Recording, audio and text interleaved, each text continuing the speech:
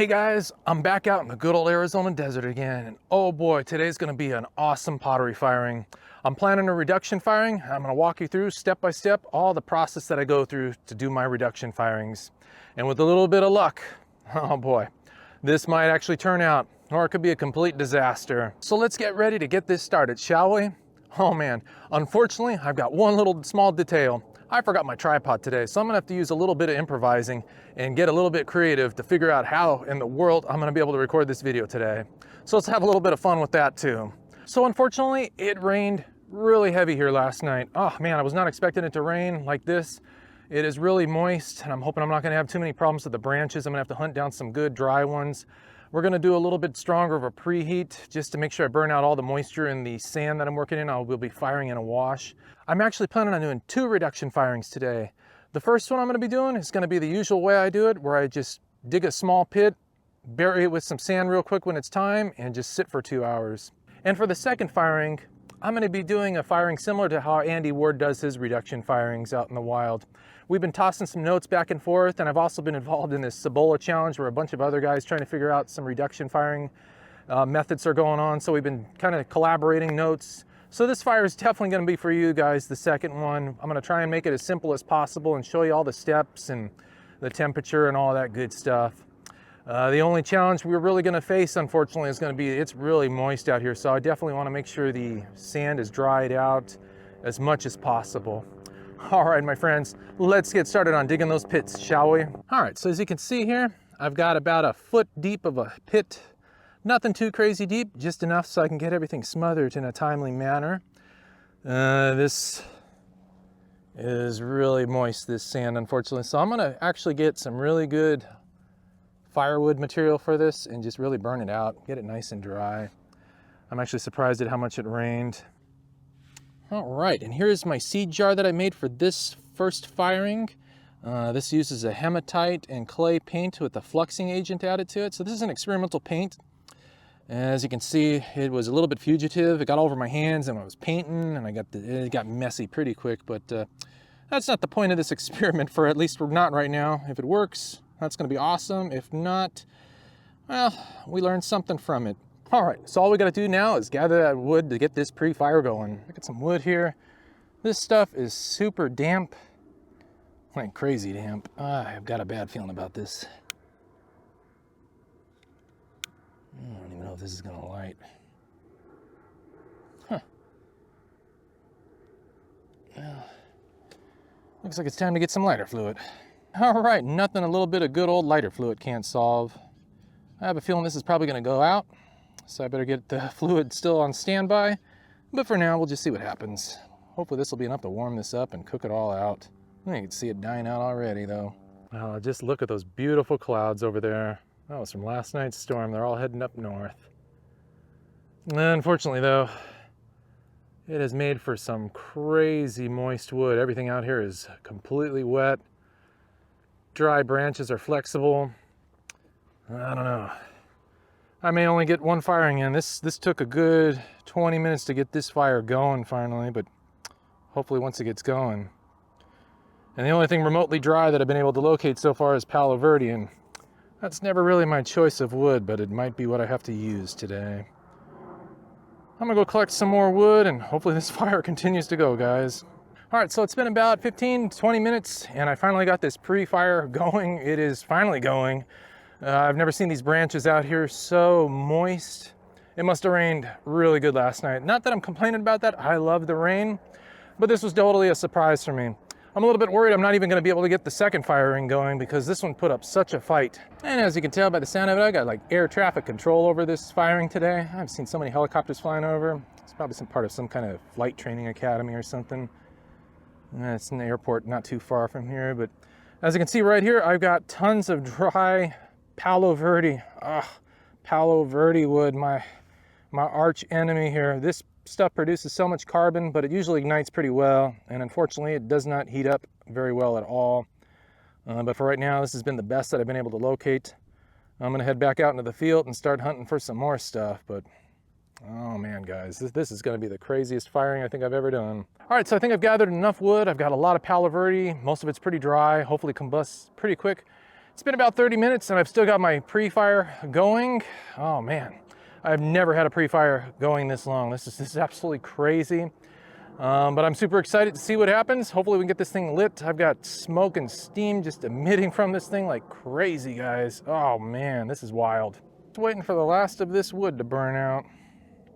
Then we'll start stacking stuff. I've got my pottery furniture over there and a bunch of cover sherds I'm gonna be using for this one. All right, so here we go. I've got my fire almost pretty much out.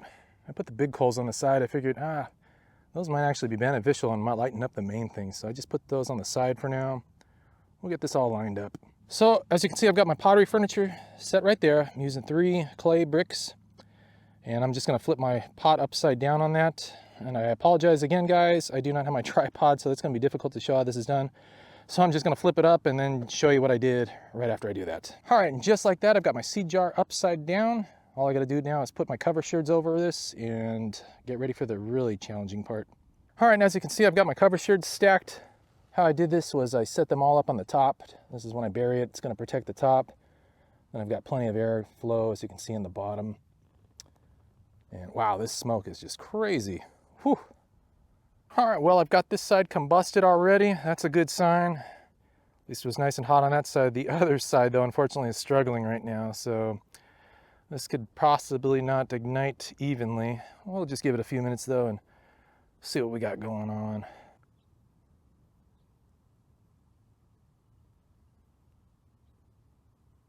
Well, now that I've got that fire underway, the big question is, do I even want to attempt firing number 2? These branches out here are so crazy wet. I got a bad feeling about that, and I'm kind of running low on lighter fluid, unfortunately. So I may still try and gather some stuff and see what I can do. I really wanted to do 2 of these firings today, guys, and I've still got to keep an eye on this one that I've got firing right now. So we'll come back in just a few minutes and get some temperature readings, and maybe I'll go collect some wood. Oh boy, this is what happens when you're broke, guys. It'd be easier to replace this thing, but I've had to use some copper wire. And then I gotta figure out how to attach this to the battery here. So we got it all attached up here, and it looks like we got a active thermometer here for the moment. Let's go see what temperatures we got on this. Oh, this is actually gonna be a challenge to do. Hold this, somehow figure out how to push the button here, and hope for the best. Let's see what we can do, guys. This is wild. All right, we are only 700, up 730, a little bit there. You can kind of see that jar. Let me see if I can zoom in. All right, so this fire is well underway. 720, 730, average temperature on all sides. That's probably about as hot as I'm gonna be able to get. If I can get this up to the 780s, that'd be even better, but this is Palo Verde wood and it just doesn't burn that hot, unfortunately. Not like mesquite or pine or anything like that. And it does burn a little bit sooty, so hopefully it stays pretty clean, but that looked really white so far, and it is looking pretty good. So we'll just continue on the course.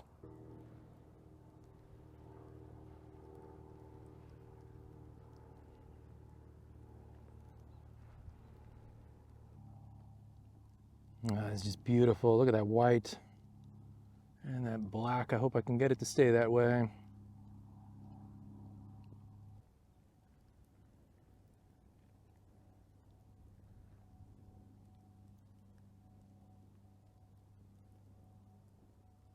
This backside's a little bit open, but it is still putting off good heat.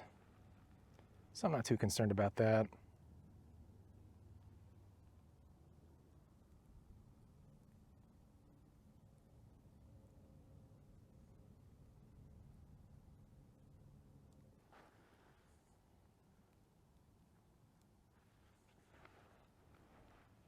All right, guys, so we managed to hit the 820s with this firing, and it is starting to drop slightly. We're about to drop back down into the 700s, and you can see that is still really nice and white. No carbon on it that I can visibly see, and that paint is nice and black.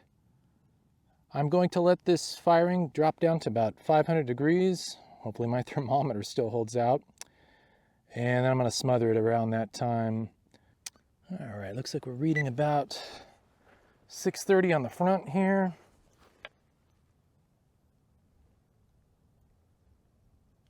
A little bit on the 500s in the back here. It's almost time to smother this.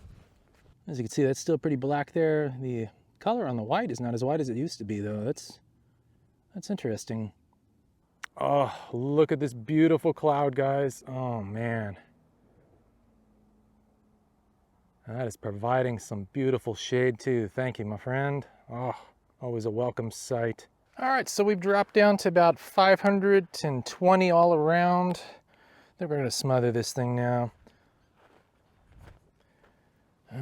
Always trying to figure out a good angle of attack is the real trick here. So let's do this.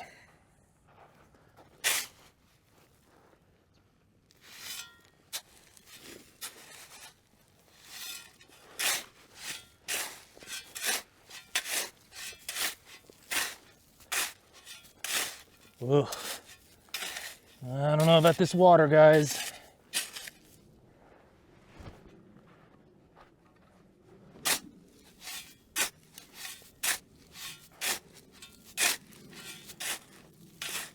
The trouble with moisture in your dirt or sand is that can create steam, which is going to create oxygen, and that's the one thing you don't want in your reduction atmosphere is more oxygen being added to it.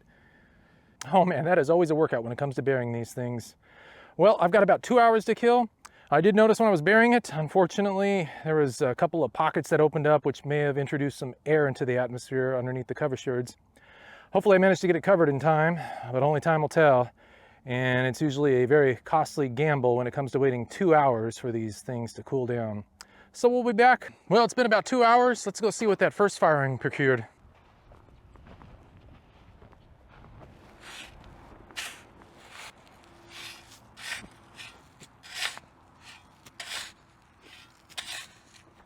This cover shirt is red. It should not be red. Not a good sign. Well, the cover sherds are about 110 C. That's a lot hotter than I thought it would be, considering how cold it is out here today and how moist the sand is. Kind of a big surprise. And that first cover sherd was a little bit red, which it should not have been red. It should have been gray, so that's not looking good.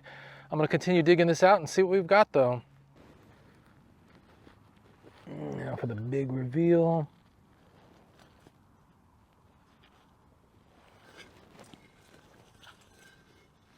Oh, it is still really hot. Look at that red there, though. Oh, boy. That is just beautiful, though. Oh, man. I'm super excited about the experimental paint that I have. It looks like it really fluxed in really well. It's nice and smooth. Once it cools down some more, I'm going to get a better look at it, but it's really nice looking. It's not real rough like it would be when I normally paint over my clay and hematite mix in with it. So I'm going to be experimenting some more with that paint. I don't think I have the right ratio to it yet, but it's definitely looking promising in this fire, so I'm really excited about that. Oh, look at that. You can see how that paint just fluxed right in. That is crazy. That actually looks kind of beautiful. Wow. I am super happy with that. The white, look at the white, and just look at that dark. Oh, man. That created some incredible black. Wow. Oddly, though, this is some strange stuff. Look at the inside. You can kind of see it's still brown, that clay. It's a deeper brown. Usually it turns gray, so I wonder if I didn't have some weird stuff going on. But overall, I'm pretty happy with this. I'm definitely going to continue experimenting around with this paint. That is some really neat results. Wow. Well, this seed jar sure is cool. That new experimental paint I used, I'm really impressed with the results. This is just so beautiful. I wish this thing had turned a little bit redder, but I think my fire got a little bit too hot. I don't know, I probably should not have fired this thing on the conditions that I had today. I've got a crack on the back here, right where it turned a little bit red on this side. Actually, it turned quite a bit red. It's kind of interesting, as this thing's been cooling down ever since I pulled it out. I noticed it's not as dark as it used to be. Probably should have let this thing sit in there for a little bit over 3 to 4, maybe even 5 hours just to have it cool down. But it wouldn't matter because there is some blemishes on this thing. You can see where I've got some of the sand and some organic material came into contact with this. Again, I think those cover sherds is really key for this. I'm surprised at how white this turned out for using cover shirts. I'm super happy with that.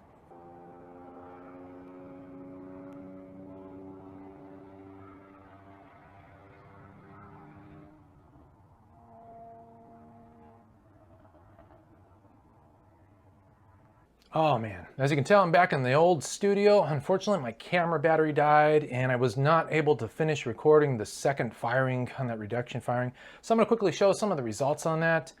For the first one though, again, man, this one is just so beautiful, this seed jar. I got really lovely black reduction right here, but then over here it turns to this nice, beautiful maroon. Oh, this is just a really neat color. The paint fluxed in so beautifully. I'm definitely going to be experimenting a lot more with that paint. I really like the results on this. It just adds a really neat sheen to it, not just like painting over with the paint kind of flakiness to it. So it's just really beautiful. Hopefully some better results in the future. My second firing though, oh man, it was a total disaster.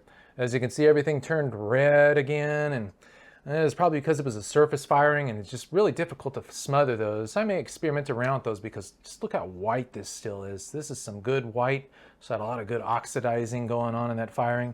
I used that experimental paint, a different combination here, and as you can tell, this one did not work at all. It's actually flaking off. So this is a total loss. I might give it away as a gift though, because it still is pretty beautiful and it's got that nice, beautiful rattle to it as well. So that was a success. I'll have to remake these sometime and hopefully get some better results. Well guys, I really hope you enjoyed this reduction firing. If you did, please be sure to consider hitting that subscribe button and helping this channel grow. I can't do it without you guys, and I thank you for all the wonderful help. All right, my friends, till next time.